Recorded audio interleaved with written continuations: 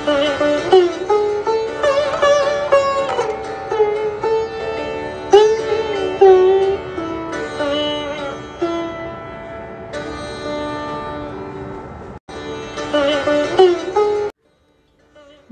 দুর্গা ও আমাদের মা শারদা। বোধিসত্ত্ব সেনগুপ্ত, পত্রিকার 21তম বর্ষ, দ্বিতীয় সংখ্যা। শ্রী শ্রী চণ্ডীর 10ম অধ্যায়ে আমরা পাই, শুম্ভ ক্রোধ ভরে দেবীকে বলছে, হে বলগর্বে উদ্ধতা দুর্গা, তুমি গর্ব করো না, কারণ অতি গর্বিতা হয়েও তুমি অন্যান্য দেবী শক্তির আশ্রয় গ্রহণ করেই যুদ্ধ করছ। এর উত্তরে দেবী এক অসাধারণ কথা বলেন, একাই বাহম জগত্যত্র দ্বিতীয়া কা মমাপরা পশ্যৈতা দুষ্টময়্যেব বিশন্ত্यो মদ্বিভূতয়ঃ। একামাত্র আমি এই জগতে বিরাজিতা, আমাকে ছাড়া আমার সহায়ভূতা অন্য দ্বিতীয়া আর কে আছে? রে দুষ্ট, ব্রহ্মাণী প্রমুখ এইসব দেবী আমারই অভিন্ন বিভূতি। এই দেখ, এরা আমাতেই বিলীন হয়ে যাচ্ছে।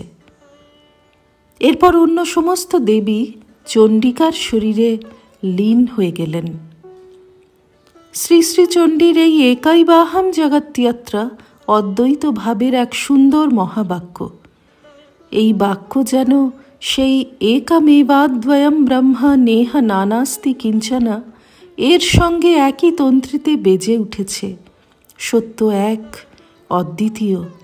সেই এক অখণ্ড সত্যই জগৎ আকারে প্রকাশিত, আর দ্বিতীয় কোনো সত্য নেই। সেই পরম সত্যই ব্রহ্ম।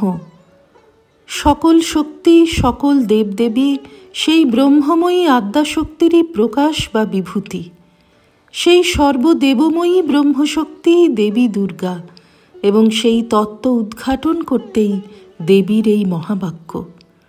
এখানে দুর্গা কোনো বিশেষ দেবী নন, তিনি সর্বব্যাপিনী, যিনি নিজেই সব হয়েছেন, সব রূপ ধারণ করেছেন। শ্রী শ্রীমা শারদা সর্বদেবদেবী স্বরূপিণী। তাঁর মধ্যে নানা জনে নানা সময় বিভিন্ন দৈবী রূপ দর্শন করেছে। এক সময় তাঁর এক সন্তান বলেন, শ্রীমা ও শ্রীরামকৃষ্ণের আবির্ভাবের পর লৌকিক দেবদেবী যেমন ষষ্ঠী, শীতলা প্রভৃতির কেউ আর পূজা করবে না। শুনে মা বলেছিলেন, তা কেন? তারাও তো আমারই অংশ। এ যেন সেই শ্রী শ্রী চণ্ডীর প্রতিধ্বনি। সকল দেবদেবী সেই আদ্যাশক্তি রূপা শারদা দেবীরই প্রকাশ। বাসনাবালা নন্দীকে শ্রী শ্রী মা নিজের দিব্যরূপ দেখিয়ে বলেছিলেন, যা দেখেছিস সব সত্যি। আমি জগদ্ধাত্রী, আমি দুর্গা, আমি লক্ষ্মী, আমি সরস্বতী, আমি কালী।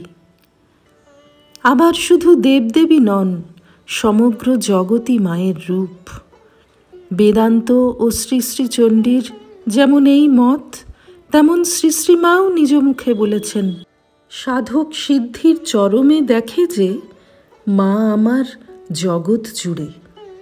শ্রী শ্রী চণ্ডীতে রয়েছে রক্তবীজের কথা। তার রক্তের ফোঁটা থেকে জন্ম নেয় শত শত সমতুল্য মহাবলশালী অসুর। রক্তবীজ বাসনার প্রতীক, কারণ একটি বাসনা পূরণ করতে গিয়ে শত শত বাসনা মনে জন্ম নেয়, আর বাসনাই দুঃখের কারণ। দেবী চামুণ্ডা যেমন রক্তবীজের রক্তপান করেছিলেন, মাটিতে পড়তে দেননি, তেমনি সমস্ত জাগতিক বাসনা আমাদের গ্রাস করতে হবে মনে স্থান পাওয়ার আগেই। এই নির্বাসনার শ্রেষ্ঠ মূর্তি শ্রী শ্রীমা। নিষ্কম্প দীপশিখার মতো শারদা দেবীর মন কখনো বাসনা বায়ুতে চঞ্চল হয়নি। নলিনী দিদিকে মা শিখিয়েছেন, ভগবানের কাছে নির্বাসনা চাইতে হয়। বাসনা মানেই রক্তবীজের তাণ্ডব। শত অস্ত্রাঘাতেও কোনো ফল নেই, একমাত্র যদি গ্রাস করে ফেলা যায় তবেই শান্তি।